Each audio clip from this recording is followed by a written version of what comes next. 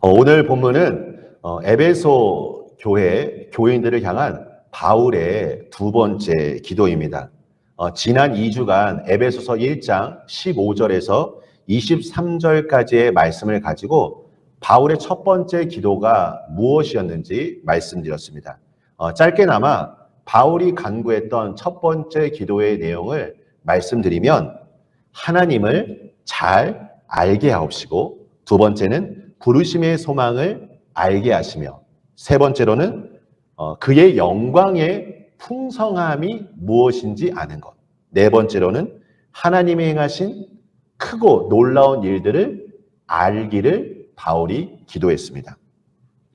오늘 본문에서 먼저 바울은 기도를 시작하며 하나님이 어떠한 분인지 고백합니다. 14절과 15절 말씀입니다. 이러므로 내가 하늘과 땅에 있는 각 족속에게 이름을 주신 아버지 앞에 무릎을 꿇고 비오니 라고 말씀합니다.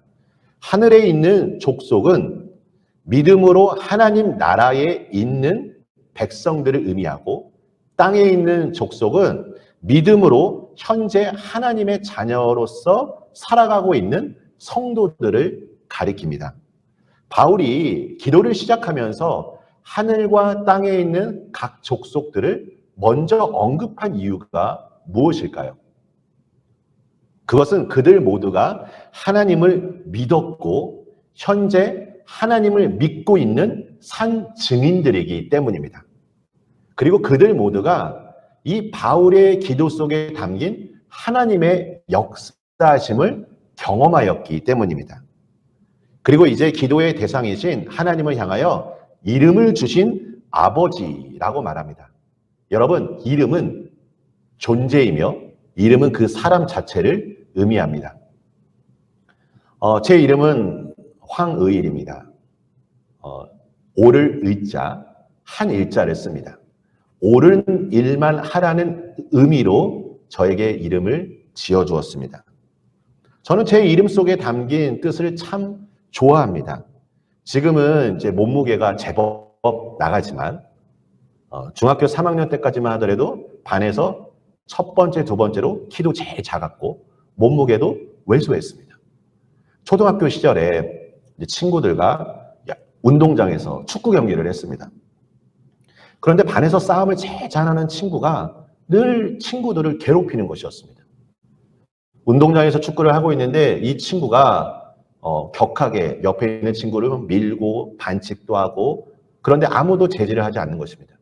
그런데 그때 제가 반장이었기 때문에 그 친구에게 다가가서 한마디 했습니다. 옳은 일만 해야 하기 때문에. 그래서 말했습니다. 너 그렇게 하면 안 돼. 친구들이 힘들어하잖아. 여러분, 그 뒤에 어떠한 결과가 찾아왔을까요? 제가 한 대 얻어 맞았습니다. 그 자리에서 맞았습니다. 그리고 나서 옳은 일을 꼭 실천할 필요는 없겠구나라고 제 속으로 스스로 생각했습니다.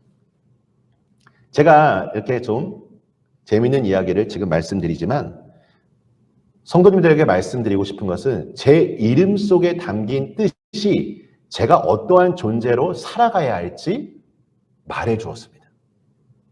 그리고 목회자로서 하나님이 저를 부르시고 저는 제 이름의 사명대로 하나님이 주신 뜻을 따라 행해야 할 것을 믿습니다. 그리고 앞으로도 그렇게 살아갈 것입니다. 우리가 존재론적 의미로 생각했을 때 우리에게 이름을 주신 하나님은 창조의 하나님이십니다. 어제와 오늘 영원토록 변함이 없으시는 분이십니다. 여기서 바울은 이름을 주신 하나님이 우리의 아버지임을 고백하며 자기가 기도할 때 하나님께서 응답해 주실 거라는 확신을 가지고 하나님 앞에 기도하고 있는 것입니다. 요즘은 본인의 뜻대로 이름을 개명하기도 하지만 우리가 예수님을 믿을 때 우리를 가리켜 그리스도인이라는 이름, 그 존귀한 이름을 주어줍니다. 이 이름이 우리가 어떠한 삶을 서로 살아가야 할지, 우리가 어떠한 존재인지를 말해주는 것입니다. 스가랴서 3장 1절에 보면 대제사장 여호수아가 여호와의 천사 앞에 섰습니다. 사탄이 그의 오른쪽에 서서 그를 대적합니다. 대제사장 여호수아가 더러운 옷을 입고 있었습니다. 그 모습을 본 하나님께서 자기 앞에 선지자들에게 명령하기를 내가 내 죄악을 제거하여 버렸으니 내게 아름다운 옷을 입히리라 말씀합니다. 그러니까 여호수아가 입고 있던 더러운 옷을 벗어 던지고 하나님께서 그에게 아름다운 옷을 입히신 겁니다. 여러분, 옷은 정체성을 의미합니다. 지금까지 성도님들의 삶을 규정지었던 어떠한 말들이나 경험들, 이제 우리가 예수님을 믿는 그 순간 그 모든 것들은 다시 옛것이 되었고, 이제 우리는 하나님이 어떠한 분인지 더 깊이 알아가야 하며 하나님께서 나를 유일무이하게 창조하셨다는 것을 기억해야 합니다. 우리 성도님과 똑같은 분을 한번 찾아보십시오. 아무도 없습니다. 하나님께서 한 사람 한 사람을 정말 특별하게 창조하셨기 때문에 이 이름을 주신 아버지라는 것은 우리 성도님들을 하나님께서 어떻게 바라보시고 어떠한 비전을 주셨는지 우리에게 전해주는 것입니다. 그래서 저는 항상 늘 중요하게 생각하는 것이 사역은 존재로부터 흐른다라는 것입니다. 여러분, 우리 반석교회가 앞으로 해야 할 사역들이 너무나 많이 있습니다. 여러분, 이것을 꼭 기억해 주시면 좋겠습니다. 사역은 존재로부터 흐른다. 한 영혼 한 영혼을 존귀하게 여기는 마음입니다. 하나님이 우리에게 이름을 주신 분이라는 것은 우리가 하나님으로부터 낳고 우리가 하나님과 계속 연결되어 있다는 것을 말해줍니다. 이제 바울의 두 번째 기도가 무엇인지 구체적으로 살펴보기를 원합니다. 여러분, 오늘 본문 말씀을 한번 보십시오. 16절입니다. 첫 번째 기도의 제목은 너희 속사람을 능력으로 강건하게 하시오며 라고 나와 있습니다. 언젠가 몇 년 전에 제가 썼던 글들을 읽어보았습니다. 제가 경험했던 것들, 저의 신앙적인 생각, 제가 지금 무엇에 관심을 두고 있는지 살펴보았습니다. 많은 것들을 느끼게 되었습니다. 11월 셋째 주면 이제 추수감사절입니다. 추수감사절을 앞두고 있는 이 시점에 한 해의 삶을 한번 돌아보며 하나님이 나의 삶 속에 어떠한 일들을 행하셨는지 한번 돌아보시길 바랍니다. 그리고 또한 나의 기도의 제목 리스트도 한번 살펴보시길 바랍니다. 기회가 되면 기도 노트를 구입하셔서 기도 제목 리스트를 한번 적어보십시오. 그리고 몇 년간 내 기도의 제목이 어떻게 변화가 이루어졌는지, 나에게 어떤 영적인 변화가 있었는지를 한번 살펴보는 것은 중요하다고 생각합니다. 여러분, 그렇다면 바울의 기도는 어떠했을까요? 그는 속사람, 내적인 것들을 위해 기도했습니다. 속사람이란 성령으로 거듭난 영적인 생명을 의미합니다. 오늘날 많은 사람들이 건강에 관심이 많습니다. 그런데 자세히 살펴보면 몸이 약해서기보다는 정신적인 문제들이 많이 있다는 것을 발견합니다. 이것은 우리 신앙에서도 마찬가지입니다. 우리 신앙에서도 우리의 속사람이 강건해져야 합니다. 이 기도의 제목을 구할 때 앞서 바울이 말한 내용을 한번 보십시오. 그의 영광의 풍성함을 따라 라고 나와 있습니다. 바울은 영광이라는 단어를 여러 가지 의미로 사용합니다. 그리고 여기서는 앞의 말씀과 연관시켜 생각하면 지혜를 먼저 생각해야 합니다. 에베소서 3장 10절에 보면 하늘에 있는 통치자들과 권세들에게 하나님의 각종 지혜를 알게 하려 하심이니 라고 말합니다.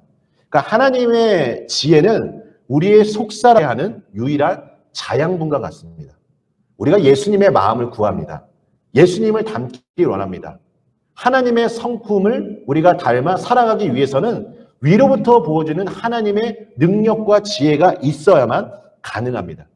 그래서 예수님께서 보혜사 성령님을 소개할 때 요한복음 14장 26절에 말합니다.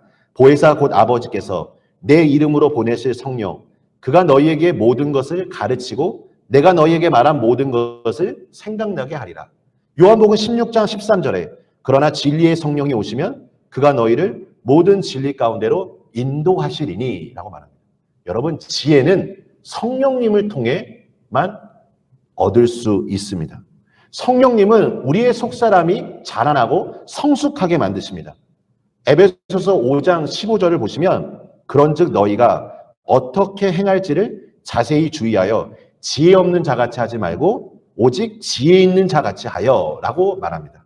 여러분, 지혜 있는 자같이 하기 위해서 바울은 이어서 5장 18절에 오직 성령으로 충만함을 받으라 라고 강하게 권면합니다. 여러분, 이 시간 우리 성도님들의 마음을 한번 살펴보셨으면 좋겠습니다. 하루에도 몇 번씩 변하는 것이 나의 마음입니다.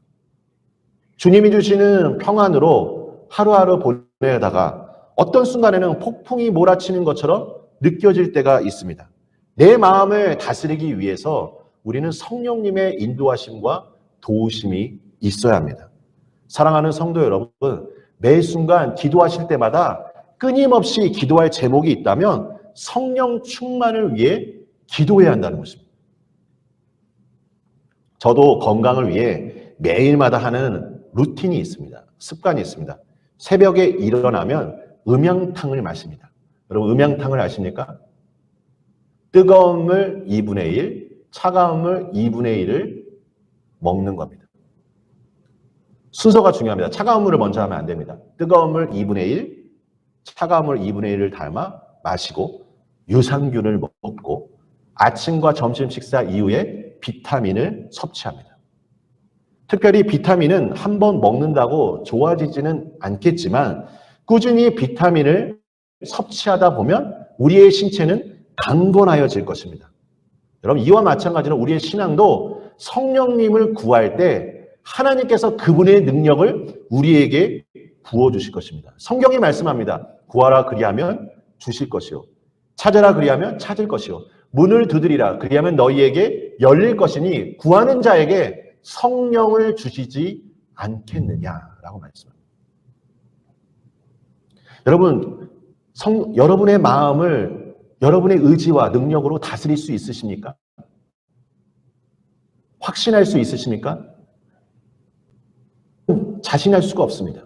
매 순간 하나님의 도우심 없이는 하나님의 뜻대로 살아갈 수 없는 연약한 존재임을 늘 고백합니다.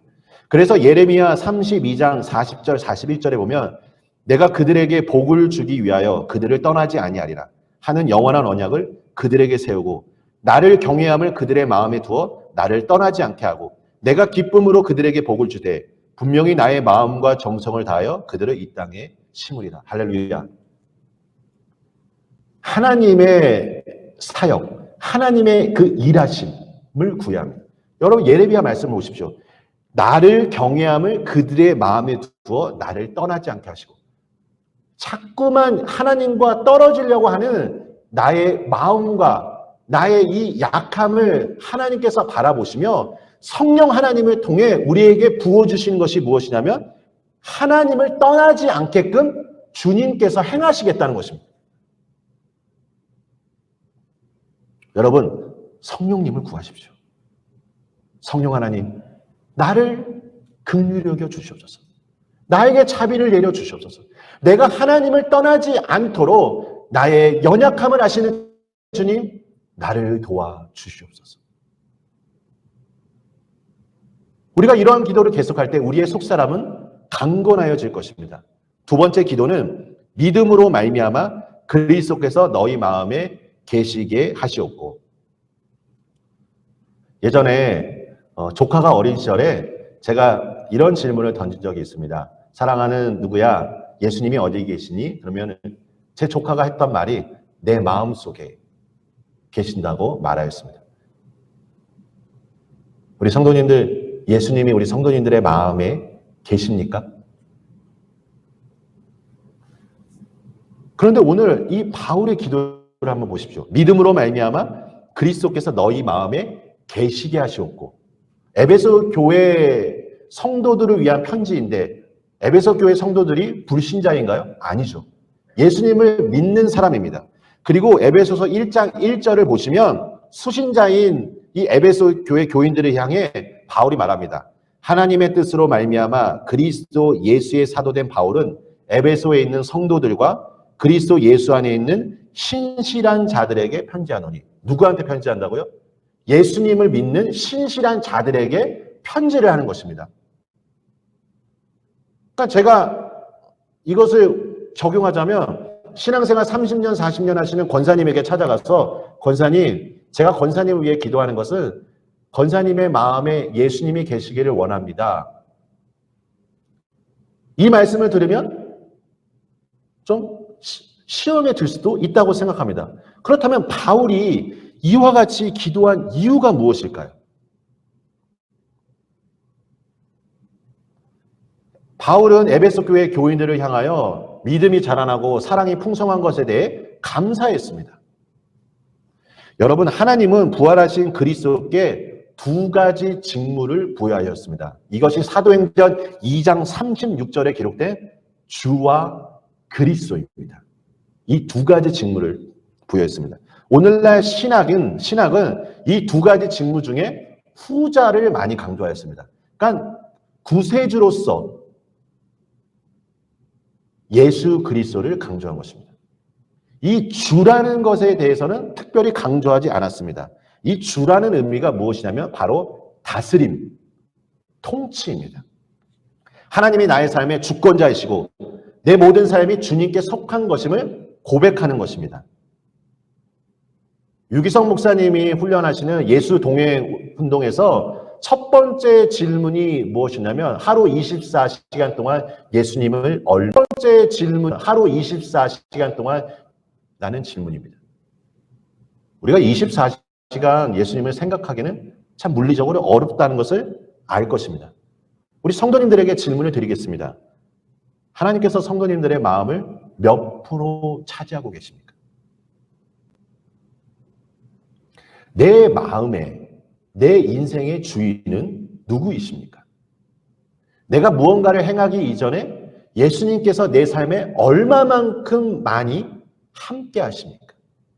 내 삶의 그 계획을 하나님께 얼마만큼 많이 아뢰고 계십니까? 이 주라는 개념은 하나님이 내 마음을, 내 삶을 온전히 통치할 수 있도록 기도하는 것입니다. 우리가 성령님께 붙들림 받는 삶을 산다면 하나님에 대하여 두려운 마음, 그리고 하나님을 경외함을 느끼고 있다면 세상 속에 다가오는 타협에 대해 우리는 거절하기가 쉬울 것입니다.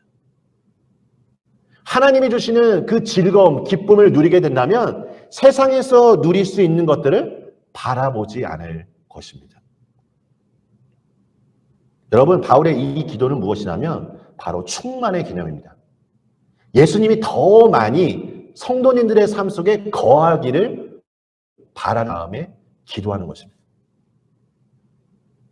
세 번째 기도는 모든 성도와 함께 그리스도의 사랑, 즉 너비와 길이와 높이와 깊이가 어떠한지 능히 깨닫는 것입니다. 헬라어 원문을 통해 보면 이 19절 이 기도의 내용이 18절 말씀에 기록된 지식에 넘치는 그리스도의 사랑보다 앞서서 기록되어 있습니다. 이 성경은 순서가 참 중요합니다. 그러니까 세 번째는 하나님의 그 위대하신 사랑을 경험하기를 바란다는 겁니다. 이미 에베소 교인들의 마음에는 그리스도의 사랑이 뿌리를 내렸고 서로를 사랑하는 삶을 실천하고 있었습니다. 그런데 바울은 여기서 뿌리 박힘, 터가 굳어짐으로 기도를 확장시키고 있었던 것입니다. 바울은 에베소 교회 성도들이 경험하였던 그 사랑에서 멈추기를 바라지 않았습니다. 지금까지 경험한 사랑보다 더 위대한 하나님의 사랑을 경험하기를 간절히 바랬습니다. 이 기도는 우리의 신앙의 다른 영역에서도 포함됩니다. 여러분, 뿌리를 내리는 과정과 뿌리 박힘은 차원이 다릅니다.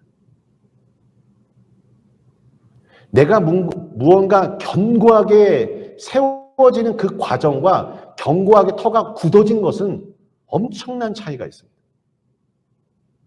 뿌리가 박히고 터가 굳어진 것은 어떠한 상황과 환경에도 결코 흔들리지가 않습니다. 바울은 지금 기도한 것입니다. 바울이 첫 번째로 에베소 교회 장로들을 초청했을 때 그가 했던 예언을 아십니까? 사람들끼리 자기들끼리 어그러진 말로 해서 자기들끼리 팔을 만들고 분열이 일어난 것에 대해서 예언하였습니다. 터가 굳어지고 뿌리가 박히게 되면 이러한 분열은 일어나지 않을 것입니다. 사랑하는 성도 여러분, 우리 성도님들의 신앙은 어떻습니까?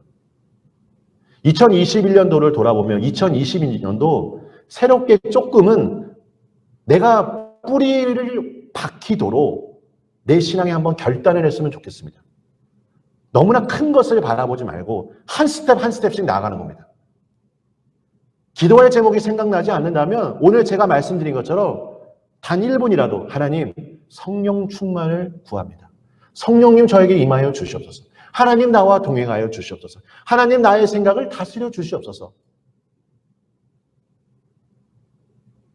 뿌리를 내리는 과정과 뿌리가 박힌 것과는 엄연한 차이가 있다는 것을 우리가 기억하며 우리의 신앙이 저 높은 예수 그리스도의 사랑을 향하여 나아가시길 간절히 축복합니다.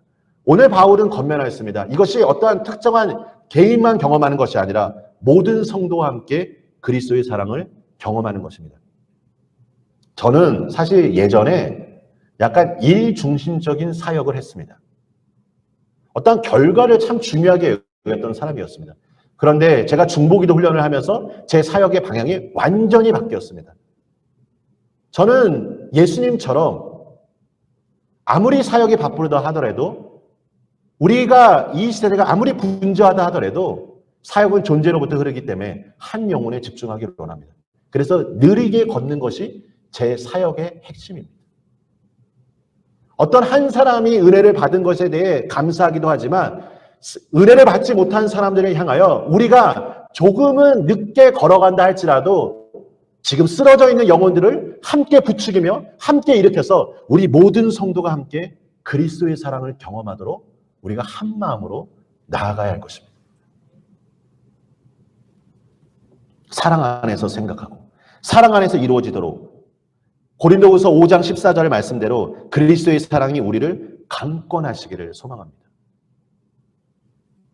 네 번째 기도는 지식에 넘치는 그리스도의 사랑을 알아 하나님의 모든 충만하신 것으로 충만함을 경험하는 것입니다. 하나님의 모든 충만하심은 그리스도의 사랑입니다. 하나님의 사랑을 어떻게 우리에게 말하고 있습니까? 로마서 5장 8절에 우리가 아직 죄인되었을 때 그리스도께서 우리를 위하여 죽으심으로 하나님께서 우리에 대한 자기의 사랑을 확증하셨느니라. 할렐루야. 여러분, 사랑해 보셨습니까? 누군가를 사랑하게 될 때 어떠한 변화가 일어납니까? 언제, 어디서, 무엇을 하든지 사랑하는 대상이 떠오릅니다. 눈을 떠도 사랑하는 사람이 생각나고, 눈을 감아도 사랑하는 사람이 생각나고, 맛있는 음식을 먹어도 내가 이 사랑하는 사람과 함께 했으면 좋았을 텐데, 하루 24시간 동안 온종일 사랑하는 사람이 떠오릅니다. 그래서 지식적으로 알고 있었던 사랑이 왜 위대한지 경험적으로 알게 됩니다. 초대교회 성도들은 하나님의 사랑이 무엇인지 잘 알고 있었습니다. 여러분, 서문화 교회 감독이었던 폴리캅에 대한 예화를 다 잘 아실 거라 생각합니다.